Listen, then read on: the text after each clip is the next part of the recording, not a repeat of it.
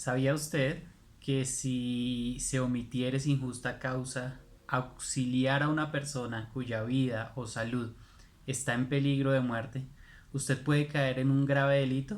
Es el delito de la omisión de socorro. ¿Y sabía usted también que la unión u organización de dos o más personas para cometer un delito se llama concierto para delinquir? Pues en el día de hoy, en nuestro devocional tendremos el tema de la omisión del socorro al concierto para delinquir. Hay un solo paso. Esto lo vamos a observar en Lucas capítulo 6 del versículo 1 al 11, si el Señor nos lo permite. Pero antes permítame darle un saludo y un agradecimiento a Dios por sus vidas, por tenernos una vez más unidos por este canal de YouTube y por este tiempo que nos permite compartir este tiempo devocional. Oremos, hermanos, e iniciamos abriendo la escritura allí en Lucas capítulo 6.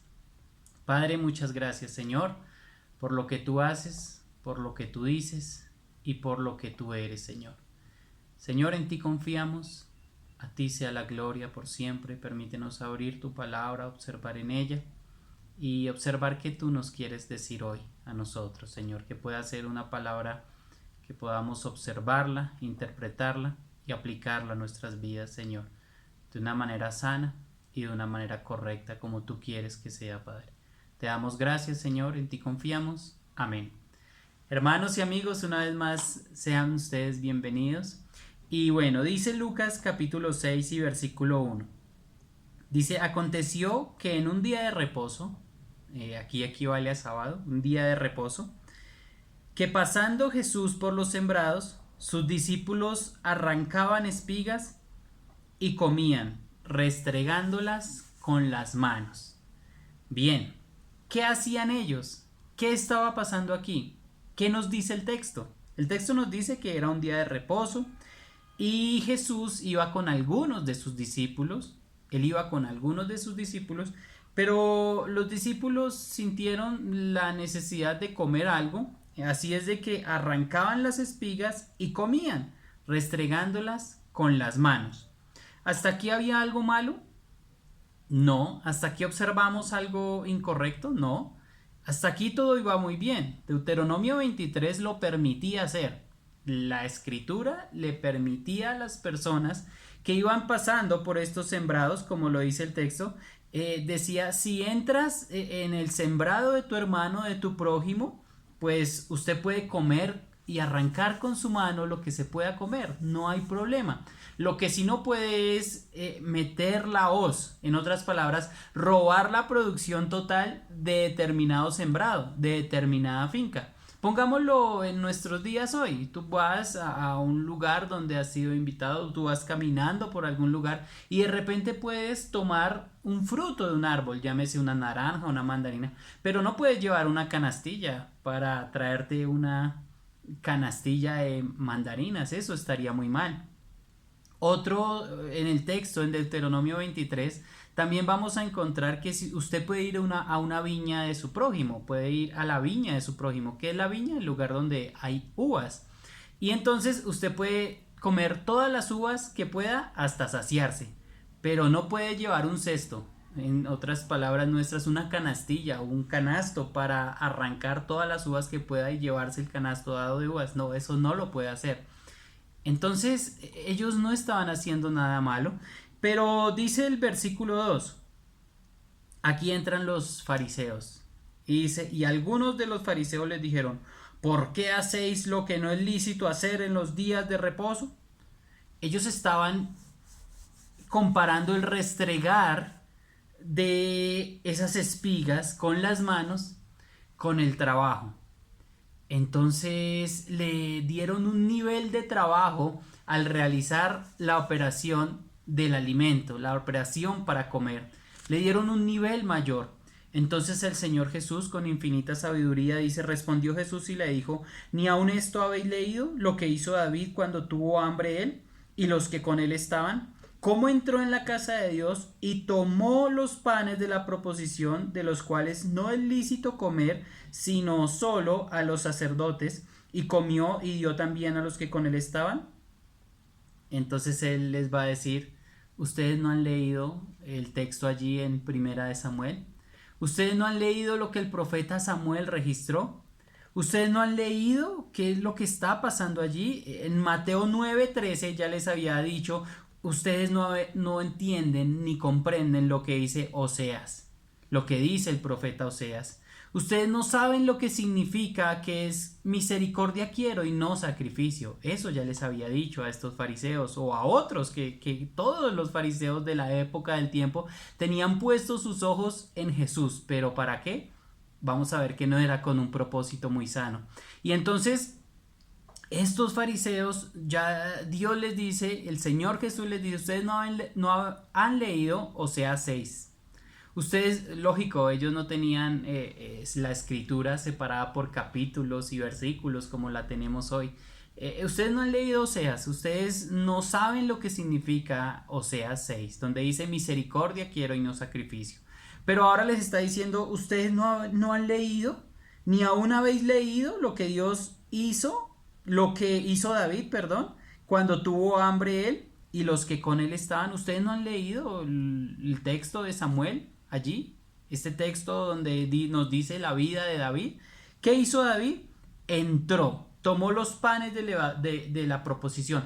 Pero nosotros a veces pensamos que David hizo como un robo, que entró allí y robó, porque si leemos solo esto dice cómo entró en la casa de Dios y tomó los panes de la proposición. De pronto pensamos que los tomó de una manera abusiva, tal vez de una manera en la cual tenía hambre y los agarró y ya se los comió. No, pero no fue así. Dice el texto, allí en Primera de Samuel 21, usted lo puede ver, que él le pide los panes al sacerdote. El sacerdote dice, mire, no tengo panes sino los consagrados al Señor y de repente no se los puedo dar. Pero pensándolo bien, yo he cambiado unos panes y tengo unos panes ya nuevos allí para los sacerdotes y tengo estos otros panes. Pero usted y sus hombres se han guardado, aunque sea de mujer. Entonces David le dice, sí, nosotros nos hemos guardado. Y por este motivo el sacerdote le entrega los panes para que David supla esa necesidad de hambre. Y es así como sucede este evento. Entonces estas personas, estos fariseos, no tenían en cuenta la escritura. El falso maestro de nuestros días, el fariseo de nuestros días, continuamente omite el consejo de Dios, pone unas cosas en sus enseñanzas, pero omite muchas otras, como si nunca las hubiera leído. Querido hermano y amigo, muy atentos con lo que la escritura nos enseña, porque comúnmente el falso maestro, el fariseo de nuestros días, va a omitir muchas cosas de la escritura. Y dice, y les decía, el Hijo del Hombre es Señor aún del día de reposo. Es emocionante observar la escritura y ver cómo ya en el capítulo 5 y versículo 24 les dijo, el Hijo del Hombre tiene potestad para perdonar pecados. Pero ahora dice, el Hijo del Hombre es el Señor aún del día del reposo. El Hijo del Hombre es el Dios eterno que tiene el control aún del día de reposo. La pregunta para ti sería hoy, amigo, hermano, ¿es Cristo tu reposo? ¿Está tu vida reposada en el Señor Jesús? Porque permítame avanzar un poco más, porque en el versículo 6 va a hablar de otra historia en un día de reposo. Y léalo conmigo, hermano y amigo. Dice, aconteció también en otro día de reposo, esto ya es otro día de reposo, no es el mismo en el cual había sucedido este evento. No nos dice las reacciones de los fariseos, pero sí nos dice qué tenían preparado los fariseos para este otro día de reposo. Nos dice el texto, aconteció también en otro día de reposo que él entró en la sinagoga y enseñaba. ¿Qué hacía nuestro Señor Jesús en la sinagoga? Enseñaba. El maestro más grande de todos los tiempos enseñaba. Enseñaba en la sinagoga, enseñaba la escritura, enseñaba los principios bíblicos, enseñaba el espíritu de la escritura, enseñaba lo más profundo de la escritura, pero estaba allí un hombre que tenía seca la mano derecha. Tenía seca la mano derecha. En otros textos dice que tenía paralizada la mano derecha, también dice que la tenía deforme. Pero pensemos un poco en este hombre que estaba allí, un hombre con la mano derecha paralizada. ¿Cómo pudo llegar este hombre a tener su mano derecha paralizada? Pensamos en varias opciones, ¿verdad? Pensemos en una opción de nacimiento. Entonces, cuando el niño es entregado a su madre lo observa, sus dos ojitos, su naricita, su boquita, su pechito, una manito bien y la mano derecha. ¿Qué pasó en la mano derecha? ¿Tenía su mano derecha deforme, paralizada tal vez? Su madre le observaba, aún así le amó. ¿Y qué pasó? Que el niño iba creciendo. Cuando era niño, como todos los niños, tal vez jugaba con sus amiguitos y los amiguitos radicales. Los niños son tremendos. Tal vez bromas con su manito. Tal vez desprecio por su mano derecha. Tal vez este niño ya era objeto de burlas por su mano derecha, apodos tal vez en su crecimiento por su mano derecha. Lo cierto es que allí estaba este hombre marcado porque su mano derecha estaba seca. Un nombre tal vez de nacimiento no lo podemos asegurar, el texto no nos lo dice, pero miremos otra vez, una enfermedad que apareció con el tiempo, algo que sucedió en el tiempo, llevaba su vida normal, tuvo que ser muy duro saber que de repente una de sus extremidades no iba a funcionar igual. Queridos hermanos, es duro pero no imposible vivir sin una de las extremidades funcionando como debe funcionar. Yo admiro y envío un saludo especial a amigos y hermanos que tal vez viven su vida sin alguna de sus extremidades. Doy gloria a Dios por ellos y estoy seguro que la Biblia dice también que es mejor entrar sin una mano al reino de los cielos que con todo el cuerpo ser echado al infierno. Entonces, mis hermanos, este no es el contexto, pero pasó algo con ese hombre en el tiempo, una enfermedad, y llegó a estar así con su mano derecha paralizada, seca. Pero miremos algo más, un accidente laboral. Quizá este hombre tuvo un accidente laboral. Miremos por un momento los trabajos del tiempo. Tal vez metió la mano a la piedra de molino o a la prensa en el olivar donde trabajaba. Metió la mano allí y su mano quedó atascada. O tal vez estaba remendando la red de pesca, su red se enredó su mano, se dañó su mano, se pasó esto en la pesca donde él trabajaba. O qué tal si él hubiera sido carpintero. De pronto él como carpintero, en vez de cortar la madera con la herramienta que usaba para cortar la madera, cortó su mano. No lo sabemos. Pero lo cierto es que allí estaba un hombre. De pronto este hombre no estaba afiliado al sistema de riesgos laborales del tiempo. Tal vez no.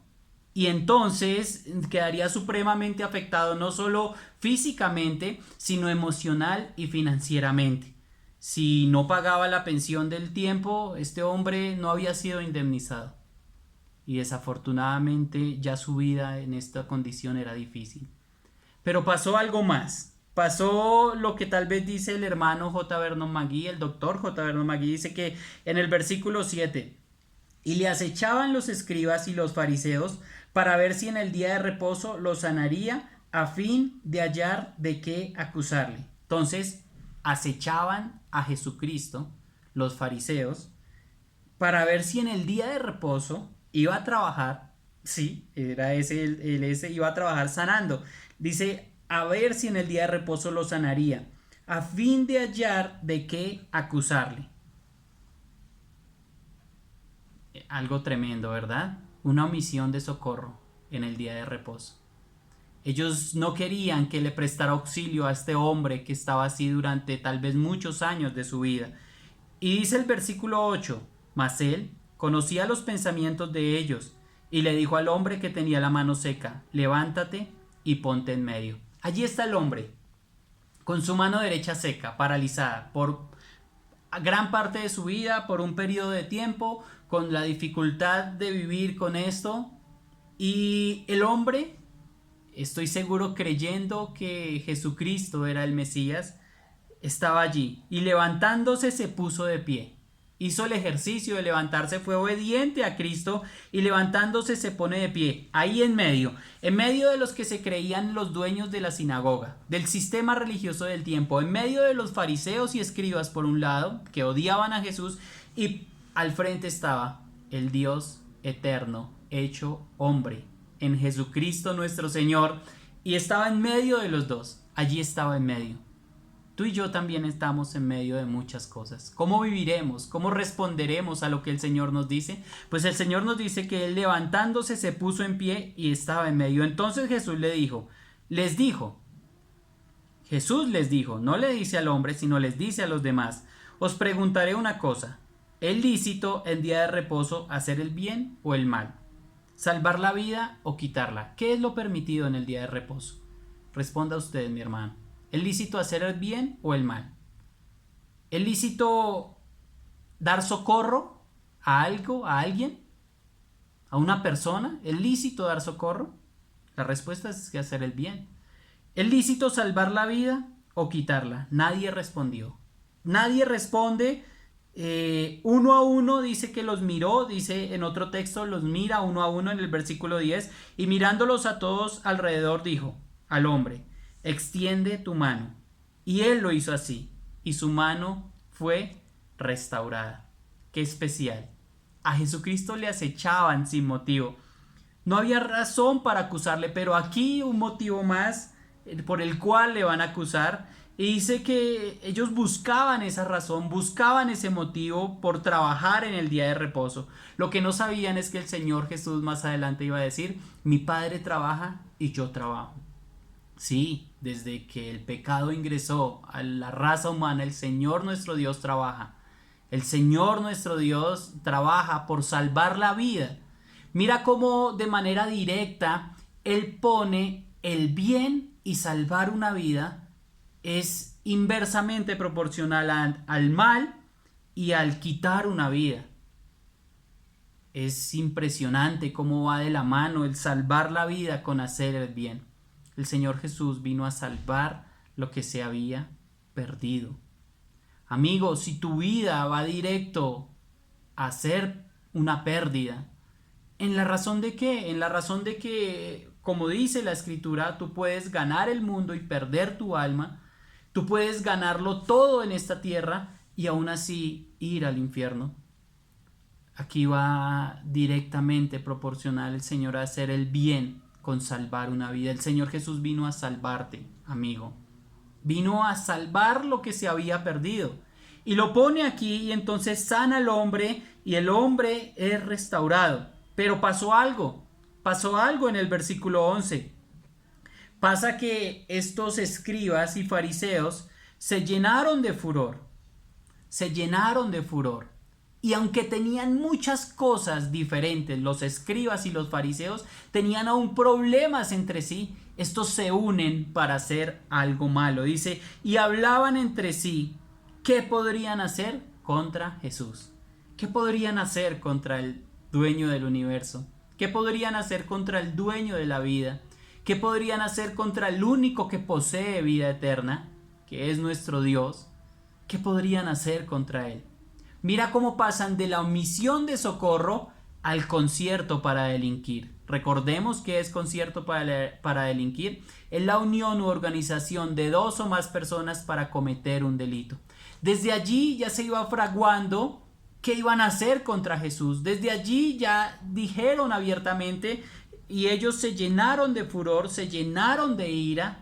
¿Qué puede hacer una persona con ira? Muchas cosas, en este caso un delito. Y hablaron entre sí.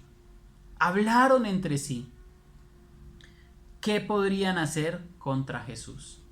De la omisión de socorro a este hombre de la mano seca, fueron hasta el concierto para delinquir.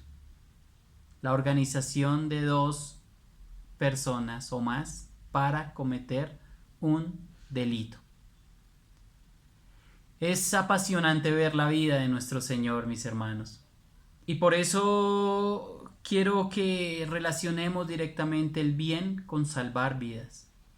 El bien va directamente relacionado con salvar vidas. Mi hermano y amigo, ¿está usted salvando vidas?